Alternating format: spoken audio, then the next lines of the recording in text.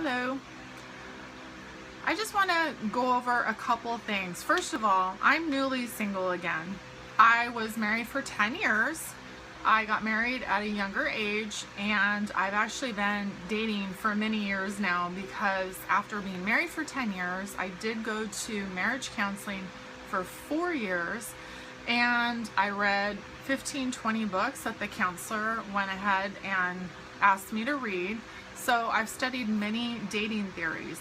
The other thing I want to mention is that I'm currently in a master's degree program. I'm studying psychology with my emphasis in media and communications. So the degree is all about with the base of psychology, but the emphasis is in different theories that have to do with communication theories, media. So it's really sales, advertising, marketing, and social media.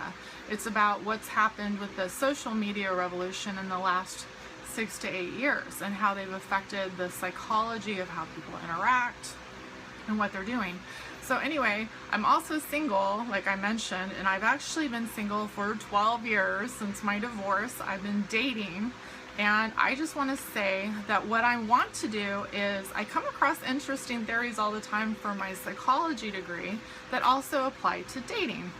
And I've studied all the different dating theories, not only in the marriage counseling that I went to, but I've also studied it in psychology. So I think it's great when there is synergy between the different theories. So my favorite dating theory, after many, many years of trial and error, realizing what works and what doesn't, is the rules.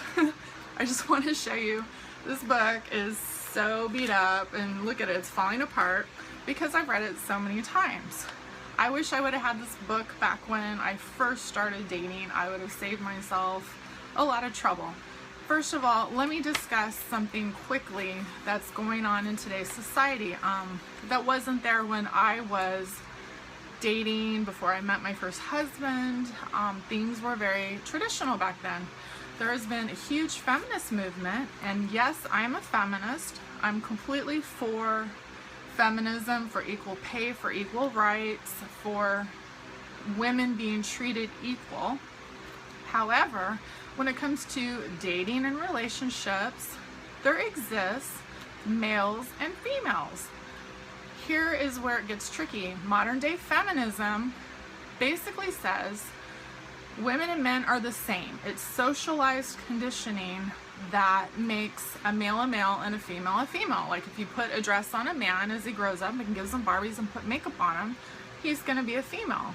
And the same with women. You know, you masculinize them and treat them as males, and they will be powerful and treated the same way. Well, in psychology class, I've done a lot of studying, and we've studied the neurobiological theories of the brain chemistry. It's not true. Males and females have completely different brain chemistry, and there's cases, which I'm not really going to go into right now, where back in the 50s and 60s, doctors didn't believe this, and people that were born with gender identity of both genders, meaning male and female parts, the doctors would go ahead and make them a female, or whichever one would be the easiest, without even letting the child grow older and see which gender they identified with more. And what happened was there created a lot of confusion. A lot of times the children were never told, and there was a famous case, and I don't have the name off the top of my head. Anyway, this was actually a male, and he was made into a female and lived his life and was raised as a female, but he decided he wanted to be a male. So he went ahead and changed that later, and later found out that he actually has male brain chemistry. Neurobiologically, he's a male, and so it created a lot of problems and ultimately led to, well, his suicide. Anyway, I didn't want to get off onto that right now. So anyway, The Rules, this book by Ellen Fein and Sherrie Schneider, is basically regarding biological theory that men are men and women are women, yin and yang. There can't be two yins, there can't be two yangs. Even in homosexual relationships, one tends to adopt a little more the yin and the other the yang, or the male and female. no matter what the physical build is. It could be the very buff man, might be the actual female in the case of a set of friends of mine. The big buff guy is actually the wifey, who cooks and cleans and offers me glasses of wine. So anyway, women who try to act as men, date as men, take the man's phone number, call the man, chase the man, ask the man out on a date, and pay for the date, and sleep with the man on the date. These are taking the male role. These are the male alpha role. And what happens? There's a natural flow in nature that if you decide to be the male alpha, which I believe is it the yin or the yang? I forget which is which. The other one's going to be the opposite, the yin. So there's a huge problem right now with men who are now very confused. Gender roles are blurred. The women are chasing the men, and the men are actually acting more like women. They're acting like they're the prize. The women were traditionally supposed to be the prize, and biologically the male chases the female. In every species, biologically, the male, for the most part, chases the female. We are the female, they're the male. So if you're acting like the male, then you're putting him in the female role. So he's confused. And then a lot of women start complaining, I'm paying for everything, I'm picking him up on the date.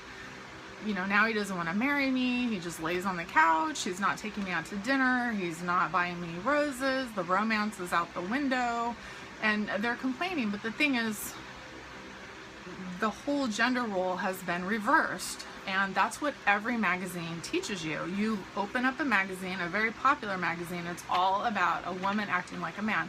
We saw this back in the 80s. In the 80s, when feminism came out, women were taking it out into the workforce more. They would actually dress as men. You'd see big boxy suits. The women often would wear ties. They cut off their hair, and they felt, to be equal, I have to act like a man. That's what they thought at the time. Nowadays we see, I always look at the anchors on TV and see what they're wearing. The anchors on TV now wear beautiful dresses that are sexy. They have their hair done, they have their makeup on, and they're feminine women. No more do women, business women, news anchors have to dress like a male to be taken seriously and get equal pay. Well, the same in dating. To get the best result in dating and in a relationship, go ahead and be the female. And I really think there will be a reversal, maybe in 10 or 20 years, who knows, where they'll realize, hey, to get equal rights, to be treated equally, you don't have to act like a man. You don't have to pay for the dates and call the man and go pick him up and treat him like a woman and sleep with them on the first date. Don't have to do that anymore. I personally don't do that. I do the rules. These are what I do. So we're gonna do, I just want to discuss right now rule number 7 from the very first rules book. Don't accept a Saturday night date after Wednesday. There is a good reason for this. I want to cross-reference this with my homework. Right now I have term paper due today, so I'm just taking time out to go ahead and discuss this theory. I'm doing Cialdini's 6 Principles of Persuasion, and the one I'm going to do is scarcity. And the reason is that according to the scarcity principle, people assign more value to opportunities when they are less available. So this applies to everything. This applies to restaurants, getting a reservation at the restaurant. It applies to limiting access to a valuable commodity. Just by limiting access to a valuable commodity, restaurant, person, it's perceived as more valuable. This is a scientific principle proven, okay? They've done numerous studies. Scarcity it works, it's proven. The same with dating. This says, don't accept a Saturday night date after Wednesday. The reason for that is when men ask you out on Thursday or Friday, and by the time you text them back, you're too available. You don't have any other plans. There's no other men asking you out on a date. You're just sitting around with no date for Saturday night. Saturday night is the prime real estate night. That is the night that they take, usually it's date night, and they'll take out maybe their favorite girl. There might be a Friday night girl, a Monday night girl, a Tuesday night girl, a Wednesday night girl, a lunch girl, coffee date. You know, you want to be the Saturday night girl. If this man is waiting till Thursday and Friday to ask you out, it doesn't really put a very good impression out there if you're available. So the rule is just don't accept the date after Wednesday, especially on the first 12 dates.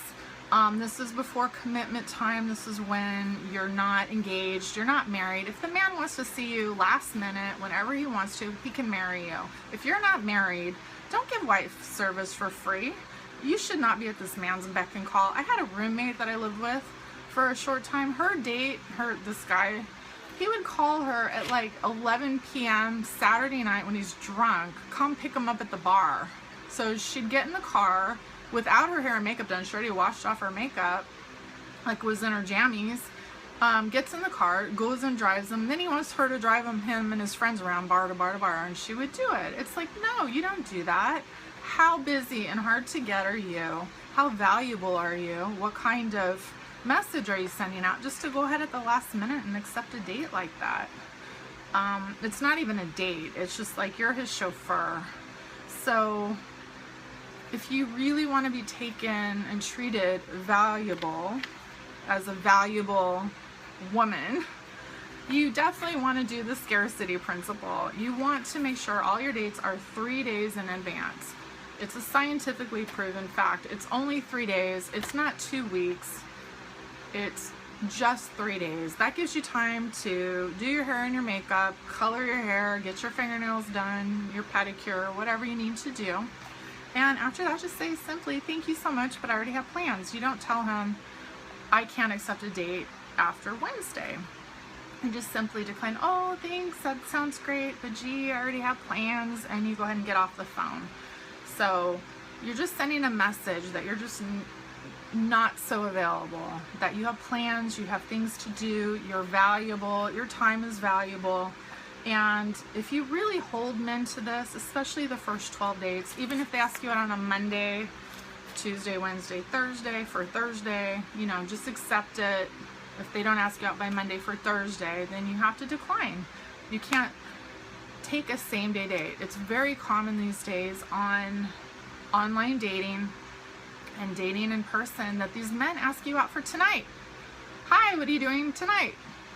Are you free tonight? They call you up Friday, 5 o'clock. What are you doing this weekend? So, oh, that's the other one. I'm going to do that one separately. Dead zone. Dead zone is you are not available to accept phone calls, texts, or any type of communication from Friday 6 p.m. until Sunday night 6 p.m. Any phone calls or texts that come in after that, you go ahead and just return them after Monday night at 6 p.m. That's because he doesn't get to know what you're doing on the weekend. If he didn't ask you out and set up a date in advance, he doesn't get to know. You have to have boundaries with this man. This book is boundaries. You cannot allow men to treat you at the last minute. If they treat you last minute, just how busy and hard to get can you be? If they can see you in 10 minutes, says this book, then they'll end up treating you like somebody that they can see in 10 minutes. So it also manifests out into a marriage, which I learned, how a man treats you and the way you set up the structure in the beginning when you're dating, it manifests out in the marriage into things. So you want to set it up on the good foot. So hopefully, you know, I'm dating again right now to hopefully find another great guy for possibly long-term relationship or husband number 2. I'm looking for that. So I want to make sure though that I really screen them well and I set things up right in the beginning and that they're treating me as a valuable woman, that I'm treated right, and that he takes the male role and that I take the female role, which is equal. Yin and yang is equal. One, yin is not better than yang, yang is not better than yin. You don't have to act like an alpha male to be a powerful woman. In fact, you get more power in being a female when you go ahead and act like a female, which your body is a female, it's structured as a female. So there's nothing wrong with that. So just be your own gender, go ahead and honor the biological differences, And that does put you in control as being a strong female and feminist, because you can be going ahead on the receiving end and control that. That's not a weakness, as some feminists portray it, is not being weak. You actually have more power when you step into your female role. So anyway, that's that. I have a lot more to say, so I'll put it in a separate one. Thanks for watching.